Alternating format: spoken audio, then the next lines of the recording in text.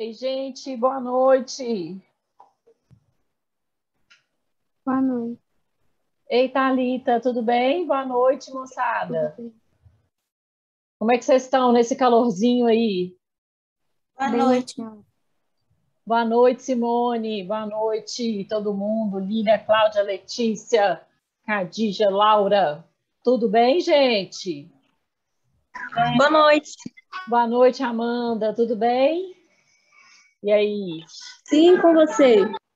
Tirando esse calor, né, Amanda? Jesus Cristo. Loucura, eu não sei o que está pior, é o calor ou os pernilongos. Gente do céu, os pernilongos estão me devorando.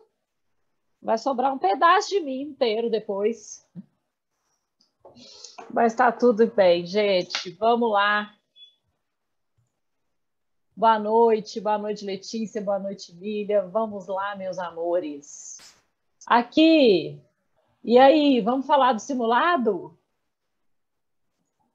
Vamos ver qual que foi, final de contas, desse simulado de ontem? O que vocês acharam no final das contas? Agora vocês conseguiram acessar as respostas? Eu achei o gabarito, eu não sei se era 43 ou 48, estava errado, de história. Aí a Nath falou que era para me falar com você. 43 ou 48? Meu Deus. Isso, Se eu te mostrar a questão, você sabe qual que é? sei. Sabe? Então, porque eu tô com ele aqui no Word, eu não tenho o que vocês têm, não. Vamos lá, eu vou colocar o Word para vocês verem. Aqui, ó, vocês estão vendo minha tela? Esse aqui foi o simulado que estava lá naquele formulário para vocês, e aqui está no meu arquivo do Word. Me fala qual que estava errado, Amanda. Estou passando devagarzinho. Vou aumentar meu volume aqui. Pode ir no descendo. Pode descendo. Fala sobre participação feminina. Pode Tem uma do descer. Enem. Era essa daqui. Essa daí mesmo. Essa aqui sobre participação política? Isso. E o que estava lá? Eu marquei errado? Não, tá certo. É porque eu pensei que era grupo parentesco. Eu pensei que era E mesmo. Ah, tá. Beleza. Então, nós vamos discutir ela, tá? Vamos aproveitar. Já deixei aqui aberto para a gente começar conversando sobre as questões. Deixa eu lembrar aqui. Que a gente aproveita e dá uma retomada. A gente... Deixa eu ver, foi até aqui. Se eu não fiz nada errado. Quantos que eram? Esqueci. Mas eu acho que foi isso.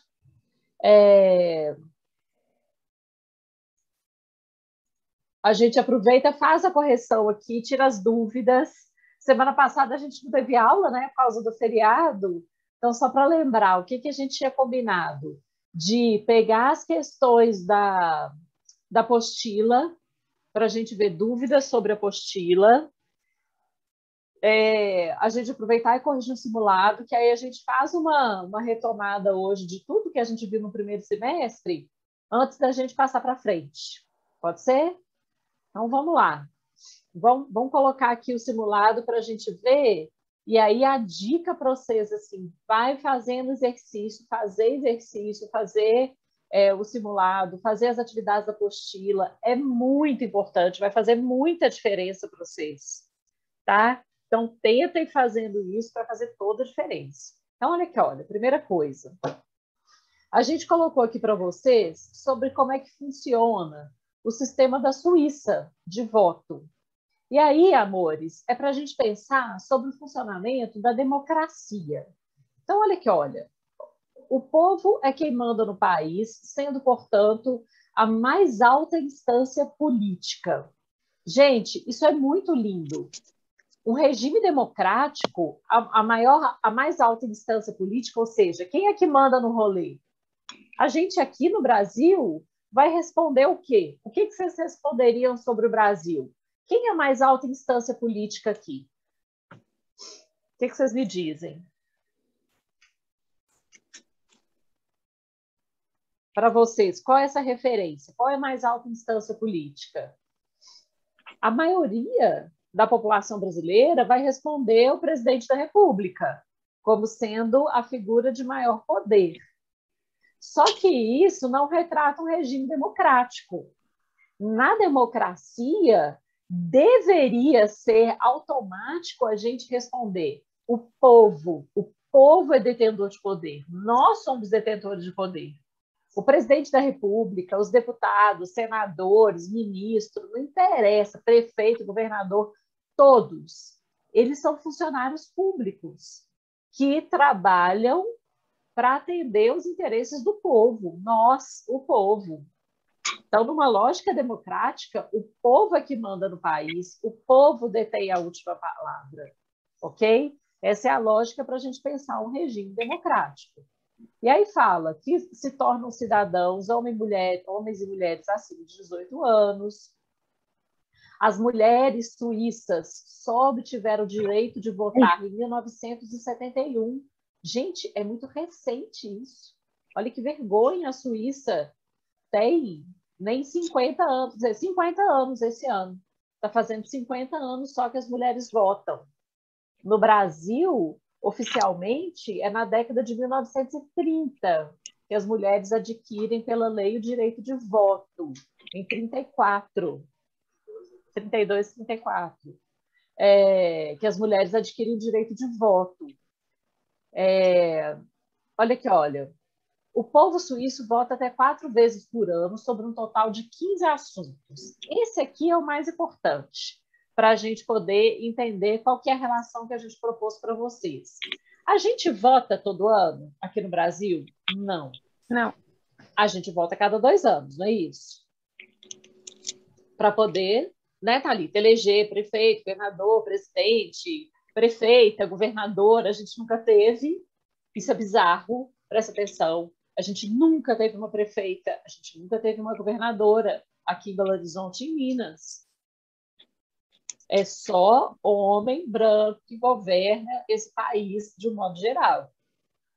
Beleza, vamos lá. Qual é a grande diferença que está aqui para a gente? O povo suíço vota até 4 vezes por ano por um total de 15 assuntos. Não é votar só para escolher quem vai nos representar. Eles votam na lei que vai ser feita. Sacaram? Isso aqui é um exemplo de participação política muito interessante, muito legal, que deveria ser uma referência e que deveria acontecer aqui para a gente. O governo vai lá fazer uma reforma tributária. A gente vai ter que pagar imposto mais ou menos por conta disso. Quem deveria definir como é que vai ser isso? Nós, não eles. Isso faz referência à nossa vida, entendem? Então, por causa disso, o que acontece? Existe um índice internacional que mede o nível de democracia nos países. Nesse nível de democracia, nesse índice, a Suíça está lá no topo, ela tem um dos melhores índices. Por quê? Porque, além de escolher os governantes, os suíços eles votam nas leis que vão ser feitas, eles opinam nas decisões que os governantes vão tomar. É uma democracia muito participativa. A nossa aqui no Brasil é falha, é muito falha, porque a gente não participa das decisões, e isso é muito ruim para a gente pensar uma ideia de uma democracia de fato, que seja plena, que seja inclusiva. Isso para a nossa ainda é muito falha. A gente precisa de evoluir nesse aspecto aqui, um dos aspectos, para pensar em democracia participativa de fato. Ok? Primeiro aspecto. Segundo, olha aqui, ó, o mapa que mostra o índice de democracia. O Brasil é uma democracia imperfeita. A Suíça está aqui, é uma democracia plena. Mesmo assim, tem problemas, né, gente? Imagina, Estados Unidos, democracia plena, com todo o racismo que tem nos Estados Unidos? Mais ou menos. Beleza. Aí aqui, olha. Peraí, deixa eu diminuir. O Instituto lá da revista inglesa elabora periodicamente um Índice Internacional da Democracia. Ele atribui nota de 0 a 10 com base em 60 indicadores divididos em 5 categorias. A nota final é a média das 5. A Suíça está entre os 10 primeiros colocados. Enquanto isso, o Brasil apresenta uma piora nos últimos anos, ele está lá em 47º lugar. Tendo como referência os valores democráticos desenvolvidos pelos atenienses. Opa! Aí eu pedi, o que eu quero que vocês façam? Uma relação entre a democracia hoje e a democracia lá atrás da Atenas antiga, há mais de 2000 anos. Os atenienses, parte gregos, né, criaram a democracia. Essa democracia ateniense se refere à democracia atual como? E aí aqui a resposta é: a participação dos eleitores suíços nas assembleias é um fator que favorece a democracia e os aproxima dos antigos atenienses. Por quê? Os antigos atenienses não elegiam governantes. Os antigos atenienses tinham uma democracia que a gente chama de democracia direta. O que é uma democracia direta? As pessoas votam nas decisões, nas medidas que vão ser tomadas diretamente pelo povo. Então, quanto mais direta, quanto mais a gente participar das decisões, melhor é a nossa democracia. Quanto mais inclusiva, melhor é a nossa democracia. Tudo bem?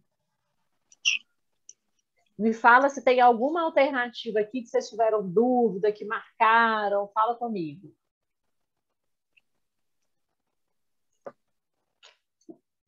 De boa? Então, dica sobre conteúdo de Grécia Antiga. O que cai? Eu marquei a A. Você marcou A? Então, vamos lá. Marquei. Thalita, né? Uhum. Thalita, seguinte. A democracia brasileira é classificada como imperfeita, verdade? O erro está aqui, ó, na explicação, pois o nosso sistema eleitoral não é confiável. Thalita, eu vou te dar 2 dicas. Primeiro, o seguinte, primeira informação, o nosso sistema eleitoral é dos melhores do mundo. As nossas urnas eletrônicas e o nosso sistema eleitoral é um dos melhores do mundo. Vocês sabiam que toda vez que tem eleição, existe um organismo internacional ligado à ONU, que é a Organização das Nações Unidas, que vigiam o processo eleitoral dos países. Então, quando a gente faz a eleição aqui, o nosso sistema é todo vigiado, é todo controlado, sabe? E os organismos internacionais classificam o nosso sistema eleitoral, a nossa urna eletrônica, como uma das melhores e mais confiáveis do mundo. Os Estados Unidos e outros países pedem as nossas urnas emprestadas. Vocês sabiam disso? Que a gente empresta urna de tão boa e confiável que são as nossas urnas? Vocês já tinham ouvido falar disso? Eu achei que a nossa fosse a pior, achei que o nosso sistema eleitoral fosse o pior. Thalita, é dos melhores. E aí, a gente tem que tomar cuidado, porque tem muita fake news rodando sobre isso, né? Colocando em dúvida as urnas eletrônicas e tal. É tudo fake news. O nosso sistema eleitoral, se tem uma das coisas que a gente faz bem feito aqui, são as eleições, que são super controladas, o voto é todo conferido, é tudo registrado. Pode espalhar por aí que é super confiável. Então, e a gente pôs de propósito aqui para vocês, porque isso é uma informação falsa que anda rodando por aí, tá? Pelas redes sociais. Então, primeira coisa é isso. Professor, uma pergunta. Diga. Tipo assim, a votação, o voto nulo é nulo, né? Ou tipo, não? Então, Thalita, o seguinte, o voto nulo, se anulou, ele não vai para ninguém. Mas, estatisticamente falando, o voto nulo vai para quem ganha.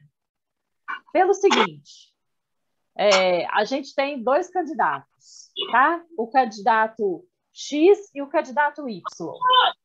Se o candidato X ganhou por 100 mil votos, não, ele ganha por diferença menor, eles ganham às vezes por 10 mil votos. Só que eu tenho 50 mil pessoas que anularam o voto, o que aconteceu? As pessoas que anularam o voto, se tivessem votado no outro candidato, teria mudado o resultado da eleição, entende? Então, quando você anula, de alguma forma, você ajuda quem está ganhando. É como se você votasse em quem está ganhando na prática. Deu para pegar o raciocínio? Sim. Deu? Então, de alguma forma, você acaba ajudando quem está ganhando. Esse é o problema do voto nulo, mas fora isso, realmente você anula. Tá? Voto nulo, voto branco.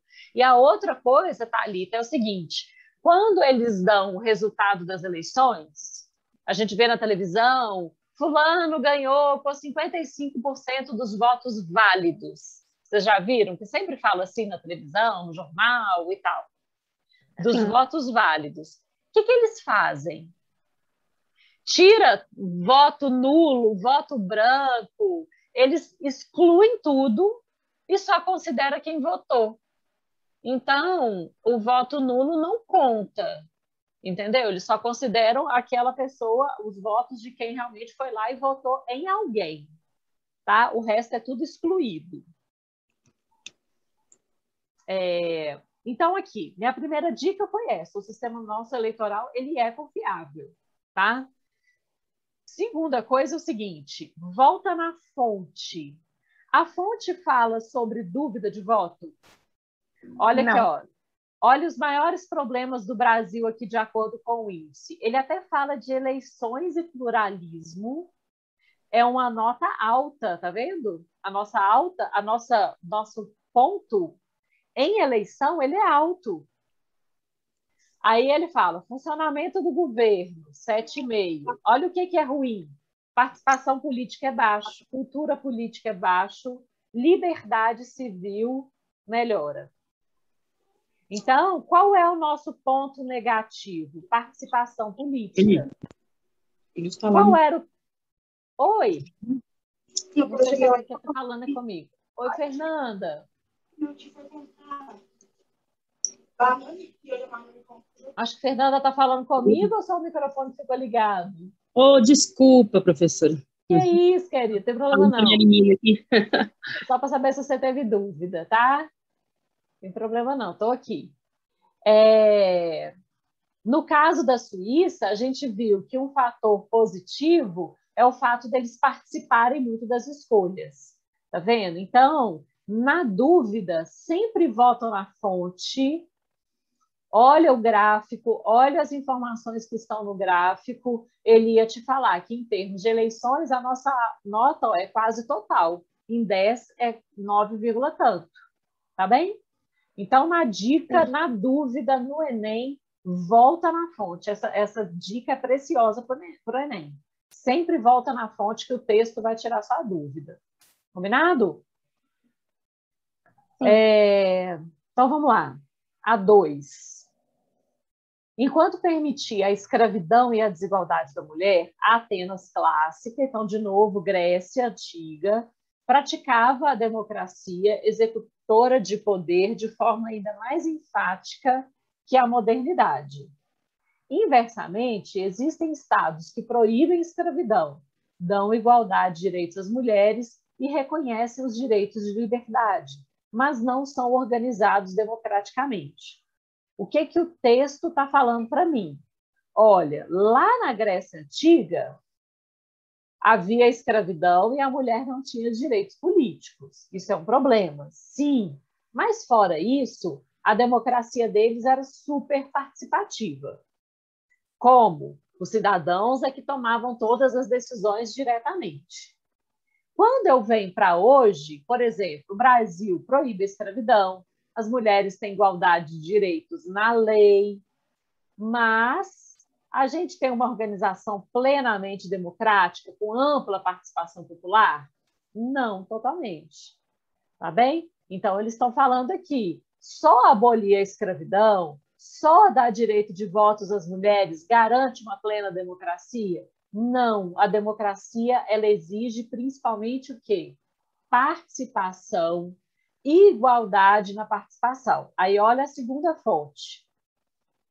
Ranking de representatividade feminina no parlamento brasileiro. Olha aqui, olha no caso do Brasil, o que ele vai colocar? Que o Brasil está lá atrás nesse ranking, com 15% de participação das mulheres, Ou seja, a grande maioria dos parlamentares é homem. E aí, ó, deputadas, 77, homens deputados, 436. Senadoras, 13, homens senadores, 68.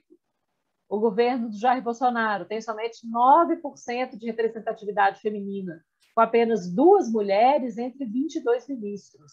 A média mundial é de 20%. Olha aqui, a média mundial é baixíssima, tem que ser 50-50. Tem país que recentemente colocou a regra: metade tem que ser homem, metade tem que ser mulher. Pronto, aí você garante uma igualdade da representatividade. O Brasil, gente, não tem 10% das mulheres no governo. Então, é um governo essencialmente masculino. Isso porque está falando só da questão de gênero. Eu nem entrei na questão racial. A gente poderia falar da questão racial e falar da ausência de representatividade negra no governo do Bolsonaro ou no Senado e na Câmara dos Deputados. Ok? Então, vamos lá. A partir das informações do texto e do infográfico, é correto inferir a existência de cidadania restrita na Atenas clássica. Por quê? Porque mulheres e pessoas escravizadas não tinham direitos, não eram cidadãos. No Brasil, todos são cidadãos. Homens, mulheres, brancos, negros, e não tem escravidão. Mas a nossa democracia é restrita. Por quê? Porque a representatividade das mulheres é baixa, a representatividade da população negra é baixa. Então, a gente tem uma democracia restrita aqui, apesar de todos os brasileiros igualmente sermos cidadãos, ou seja, todos temos direitos na lei.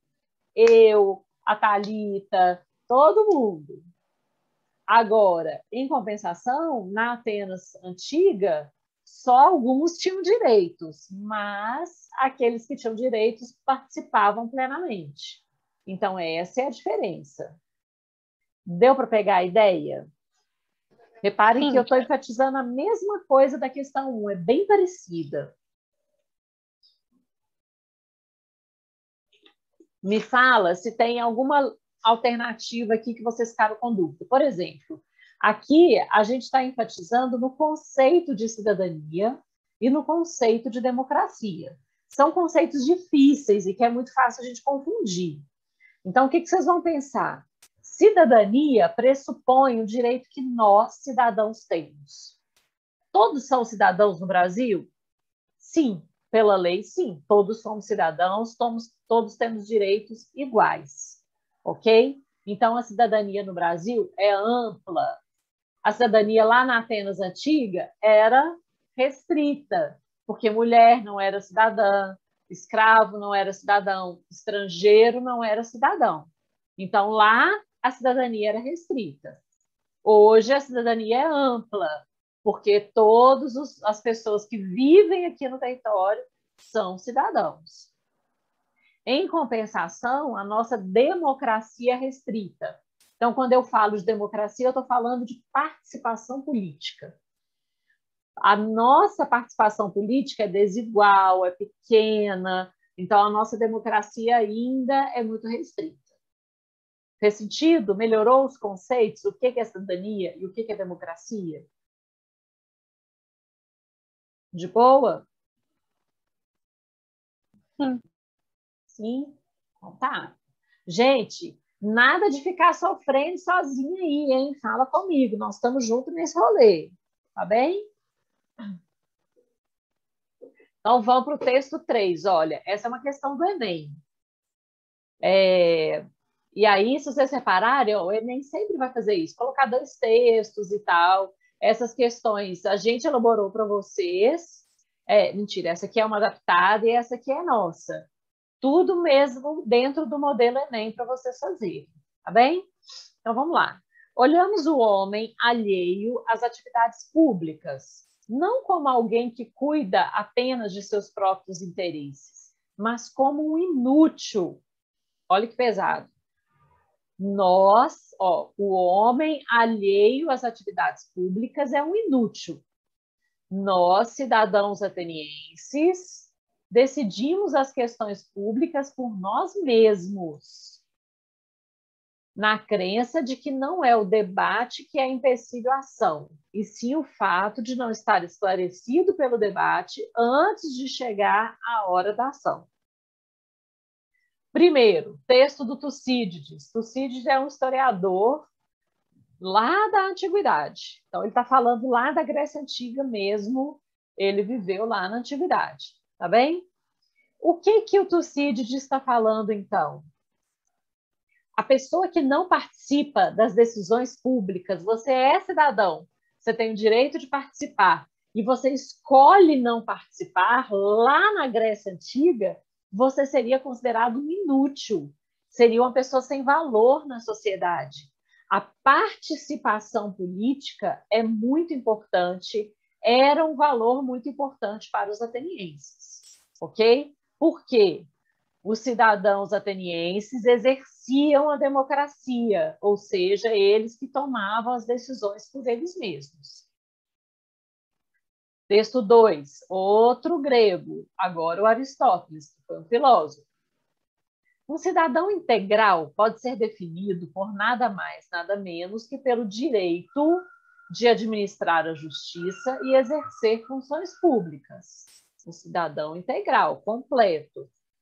Algumas dessas, todavia, são limitadas quanto ao tempo de exercício, de tal modo que não podem, de forma alguma, ser exercidas 2 vezes pela mesma pessoa, ou somente podem sê-lo depois de certos intervalos de tempo pré-fixado. Ele está limitando o exercício de função pública.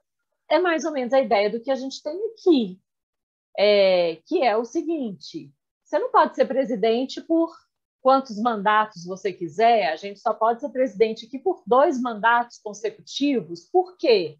Para ter uma rotatividade de pessoas ocupando o governo, tá bem? Então, a rotatividade de pessoas, de representantes, isso também ajuda a fortalecer a democracia. Senão, fica uma pessoa só, acaba virando uma ditadura. Professora, qual o número dessa questão? 3. 3. A não ser que tenha saído de uma ordem diferente, mas eu acho que essa é a questão 3. Tá? E aí aqui, olha, comparando os 2 textos, na antiguidade, seja o Tucídides, seja o Aristóteles, eles estão definindo que a cidadania era definida pelo quê? Pela participação política. A participação para exercer funções públicas, administrar, tá vendo? O cidadão é aquele que está agindo, que tem o direito e age com exercício de funções. E aqui o cidadão é aquele que decide, que toma a decisão por conta própria. Então, nos 2 textos, lá na Grécia Antiga, em Atenas, a cidadania era definida pela participação política. Era a atuação das pessoas, dos cidadãos, que era importante para fazer a política. Ok? Então, mas só não exercia cargos de política pessoas que tivessem um nascimento ou um grupo parentesco de pessoas ricas? Amanda, boa pergunta. Olha aqui, na Grécia Antiga, a gente tem 2 modelos políticos assim básicos. A princípio, era só aquelas famílias mais ricas, que a gente chama de aristocracia, que exerciam poder, certo? Aí encaixa perfeito o que você falou. Acontece que na cidade de Atenas, só na cidade de Atenas, as pessoas desenvolveram a democracia. E na democracia, todos os cidadãos participavam das decisões. E aí tira essa lógica do que você falou da aristocracia. Então, aqui, o desafio dessa questão é o seguinte: você teria que identificar, porque ele não fala que é em Atenas, lugar nenhum. Ah, não, mentira, ele fala aqui, ó, cidadãos atenienses. Então, ele está fazendo referência em Atenas. Ao fazer referência em Atenas e falar que os cidadãos é que resolvem, ele está ampliando a participação política. E agora não depende mais só daquelas famílias mais poderosas, mas todos os homens livres tinham direito, inclusive os homens mais pobres de Atenas tinham direito de participar? Tinham, tá bem? Então, reparar que aqui ele está falando de Atenas, e Atenas ele está falando da democracia. Melhorou? Sim, eu tinha certeza que essa estava certa, que era por causa da família. Entendi. Mas, Amanda, o seu raciocínio faz sentido. Faz sentido porque a maioria das cidades, isso que você falou, era assim mesmo. Funcionava, era a família, os mais poderosos, os mais ricos é que mandavam.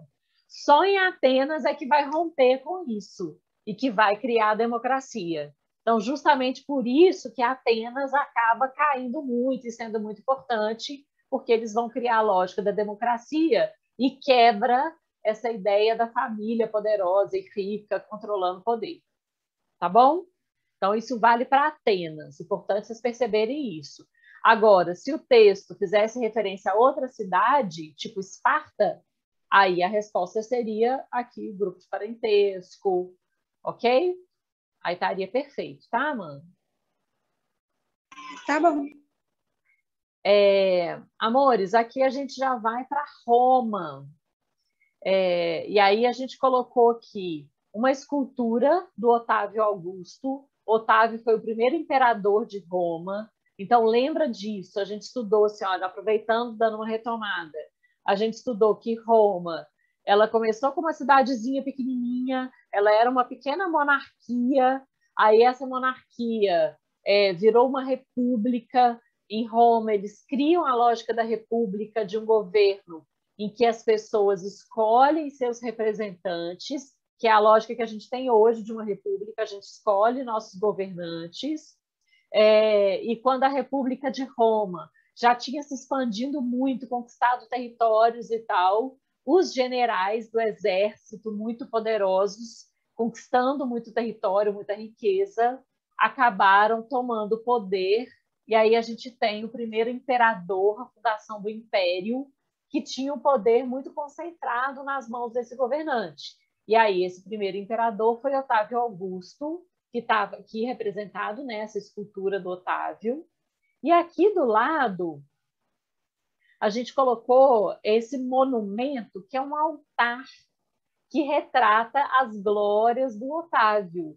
Então, é um monumento que chama Arapaces, em homenagem a ele. Então, olha aqui, olha, o altar da paz de Augusto, construído no século I a.C., o Arapaces, expressão em latim que significa o altar da paz de Augusto. Celebrava um período de paz e prosperidade, alcançado graças às vitórias militares de Augusto, primeiro imperador de Roma. Ok? Então, a ideia é que um altar que celebra a paz do imperador, ele faz guerra, conquista muito território. Aí depois ele decreta a paz e um período de muita riqueza. E o imperador, em Roma, era visto como um deus. Eles eram politeístas. E aí o imperador passa a ser visto como um dos deuses que eles acreditavam. Tá bem? Tanto que se faz um altar, né? Que altar normalmente é homenagem a Deus, né? Aqui tem uma questão religiosa. E aqui é um altar em homenagem ao imperador. E aí, o que a gente pôs para vocês aqui, ó? O altar da paz de Augusto e a escultura Augusto da Prima Porta, que é essa escultura que está aqui, são representações daquele que é considerado pelos historiadores como o primeiro imperador de Roma. A análise desses monumentos, isso é um monumento histórico, tá vendo? A escultura, o altar, está aqui dentro de um museu em Roma. O que eles significam? O que remete?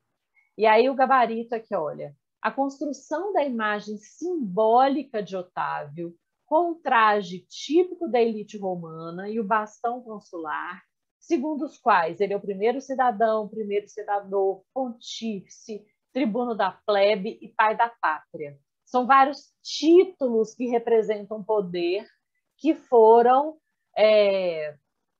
acumulados pelo Otávio. E aí, se a gente for olhar, olha aqui a pose de poder, apontando para o futuro, ele usa essa couraça do exército, o manto, que era o manto usado pelos senadores, ele tem um cupido aqui, que é um anjo, tipo essa figura de um pequeno deus aqui, daquele politeísmo romano, que vai dar a ideia de que ele é um ser divino. E por que, que a gente colocou essa questão aqui para vocês? O que eu quero chamar a atenção é o seguinte: o Enem, todo ano, cai uma questão de patrimônio, uma questão que faz referência a monumentos, a esculturas, a patrimônios históricos, como esses aqui, ou patrimônio histórico, que a gente pode falar que é imaterial. Então, olha aqui, olha, qual é o rolê? A gente pode falar de dois tipos básicos de patrimônio. Um patrimônio que é material, que é esse que a gente colocou aqui, que é uma escultura, um altar, um prédio, um quadro. Isso é um patrimônio material, que você pode pegar, né? Tem ali uma matéria, e aí você tem esse patrimônio preservado aqui dentro de um museu, por exemplo. Ok? E o Enem gosta muito também de colocar a questão sobre patrimônios imateriais. Alguém me ajuda? Vocês já ouviram falar sobre patrimônio imaterial? Me conta.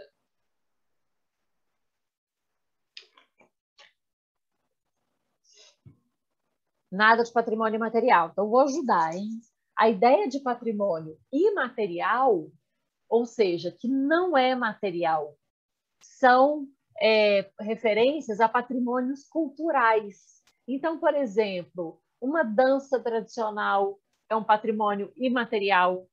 Sabe uma coisa que é tombada como patrimônio imaterial aqui em Minas Gerais? O queijo Minas, queijo canastra, ele é um patrimônio imaterial. Por quê? Porque é o jeito, é a receita de se fazer aquele queijo, a maneira de fazer aquele queijo é um patrimônio. Danças folclóricas é um patrimônio imaterial, tá bem? O Enem gosta muito de colocar questão sobre patrimônio. Então, aproveitando, a gente já fala um pouco sobre essa questão de patrimônio, beleza? Depois eu vou trazer questão de patrimônio imaterial para vocês, para a gente ficar craque nisso, tá? E esses aqui, então, são patrimônios materiais. E o que eu quero que vocês reparem aqui, então, é o seguinte: quando um governante faz uma escultura dele mesmo, ou tira foto e põe no Instagram, a ideia é a mesma, tá? Toda vez que aparecer para vocês na prova imagem de líderes políticos, pode ser uma escultura, pode ser uma pintura, pode ser uma fotografia. Aquela imagem, gente, ela nunca é a verdade absoluta. Ela é sempre uma construção de uma imagem que se quer passar. Faz sentido isso para vocês, que eu estou falando? Me fala quando você vai entrar no Instagram e vai ver as fotos que os outros postam. Aquela imagem corresponde à verdade absoluta da vida das pessoas? Exatamente como a pessoa é? Ou as pessoas dão uma melhorada no rolê? Como é que funciona para a gente? Fala comigo.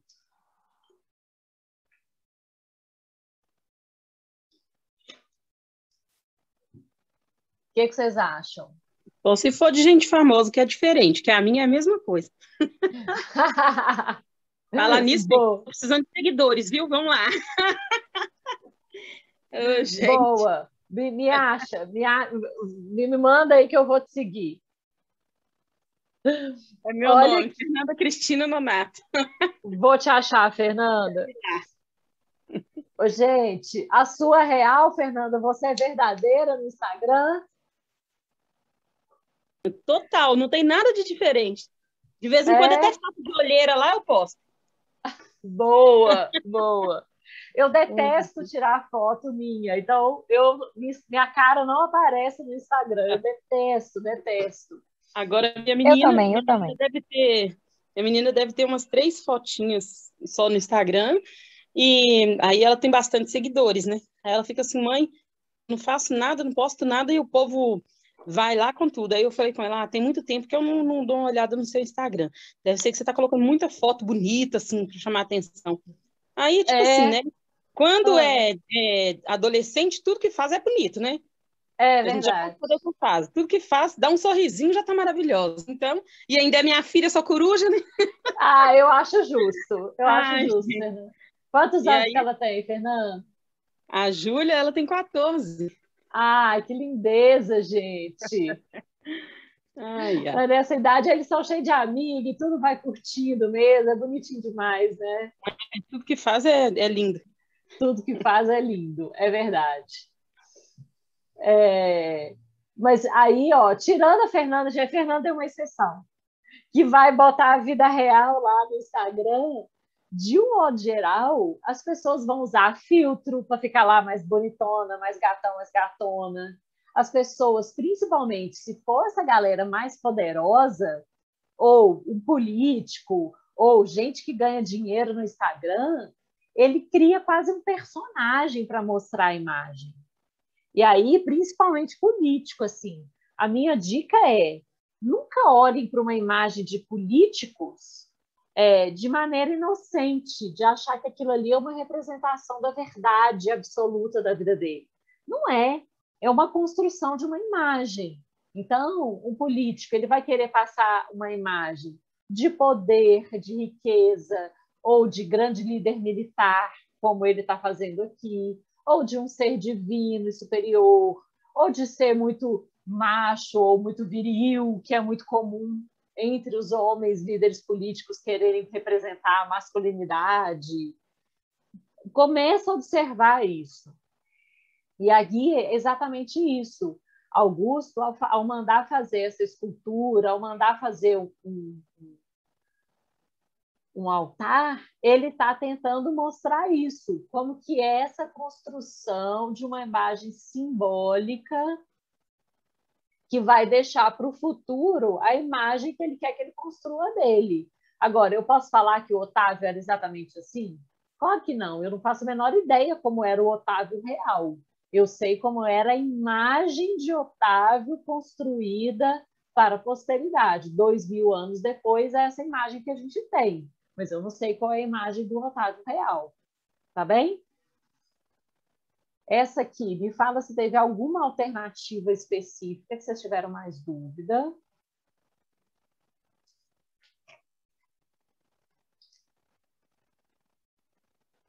De boa?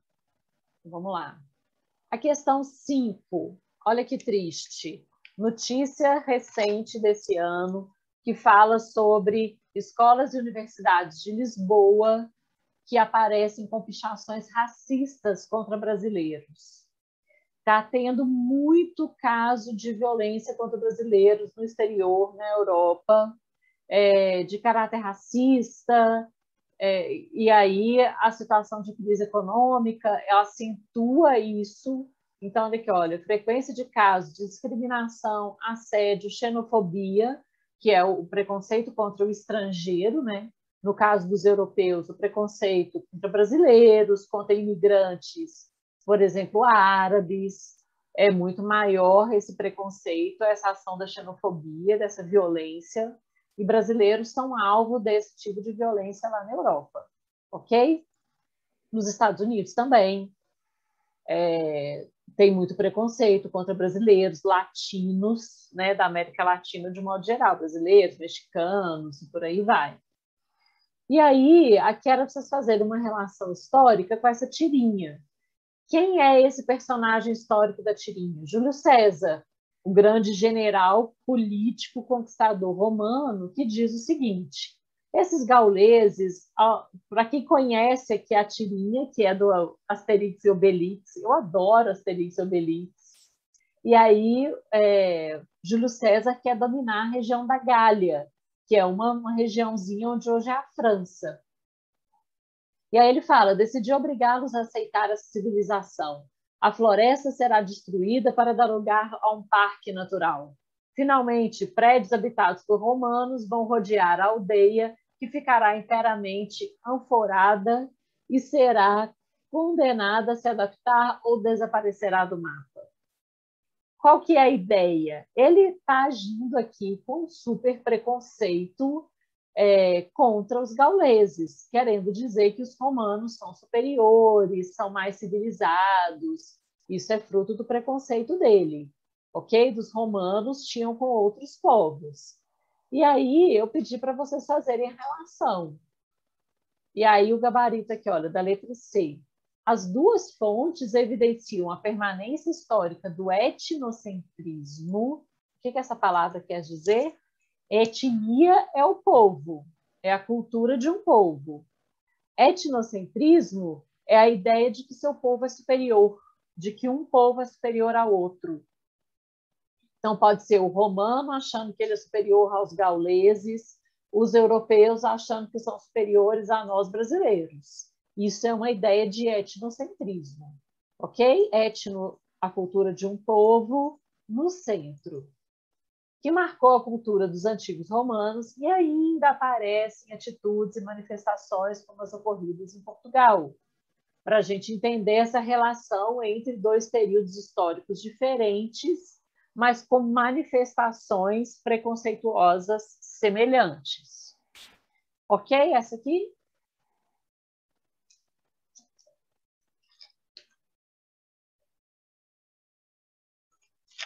Gente, o que vocês acharem difícil, se o vocabulário estiver difícil, se o texto ou as questões, o que for, fala comigo para a gente ter condição de ajudando, tá bem?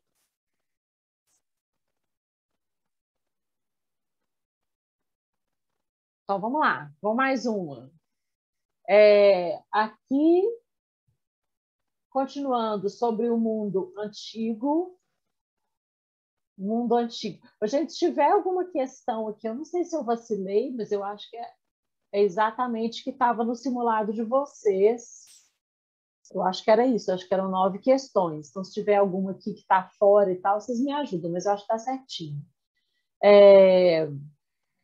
Durante a realeza e nos primeiros anos republicanos, república, está falando de quê? Roma. Ok? As leis eram transmitidas oralmente de uma geração para outra. A ausência de uma legislação escrita permitia aos patrícios, quem eram os patrícios? Elite romana, os mais ricos e poderosos de Roma, manipular a justiça conforme seus interesses. Em 451, porém, os plebeus conseguiram eleger uma comissão de 10 pessoas, o decêmviros, para escrever as leis. 2 deles viajaram a Atenas, na Grécia, para estudar a legislação. Essa aqui a gente até fez na aula, e eu pus mesmo para a gente reforçar. Aí aqui fala, olha, a superação da tradição jurídica oral, ou seja, a lei deixa de ser apenas falada e passa a ser escrita. Essa mudança esteve relacionada à extensão da cidadania aos homens livres. Por quê? Se a lei passa a ser escrita, ele está considerando que todos os homens livres, lembra que mulher não tinha direito, mas que todos os homens livres passam a ter direitos. Então, é uma extensão, uma ampliação da cidadania que vai garantir leis escritas e direitos para todos os cidadãos. Cidadão é aquele que tem direito, tudo bem? Então, essa aqui, é um conteúdo que cai sempre no Enem também. A importância de lei escrita para a garantia de direitos dos cidadãos. E como a existência da lei escrita amplia o acesso aos direitos básicos. Beleza?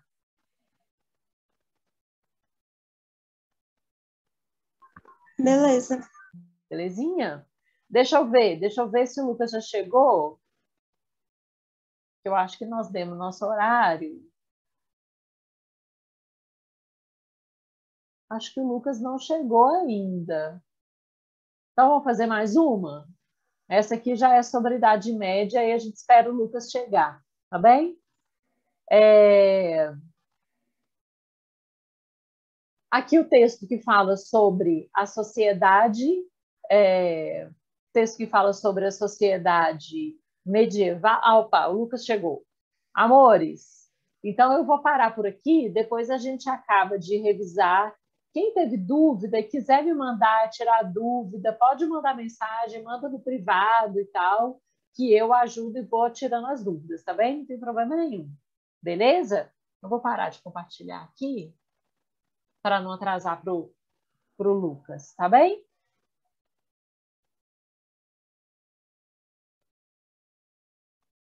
Então tá.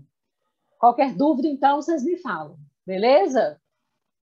Beleza, obrigada. Falou, gente. Boa noite, Obrigada, Lucas. tchau. Boa noite.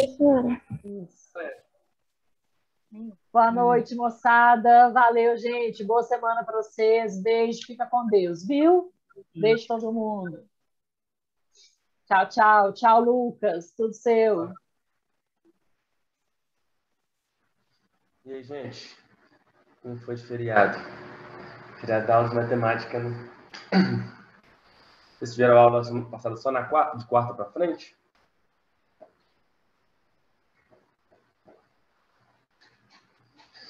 Vocês estão me ouvindo direitinho? Sim. Beleza.